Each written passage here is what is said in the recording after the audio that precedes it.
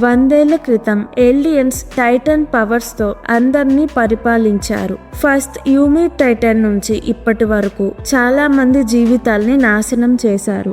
Aliens వల్ల చాలా cultures, races అన్నీ అంతరించిపోయాయి. ఏలియన్స్ పవర్ కోసం వాళ్ళలో వాళ్ళే కొట్టుకోవడం మొదలు పెట్టారు. అప్పుడు గ్రేట్ టైటాన్ వార్ స్టార్ట్ అవుతుంది. ఏలియన్స్ వీక్ గా ఉన్న టైంలో మార్లేకి ఏలియన్స్ తో ఫైట్ చేసి గెలిచే ఛాన్స్ వచ్చింది. హేలోస్ ఏలియన్స్ మీద యుద్ధంకి వెళ్లి టైబర్ ఫ్యామిలీతో చేతులు కలిపి ఏలియన్స్ ని ఓడించారు.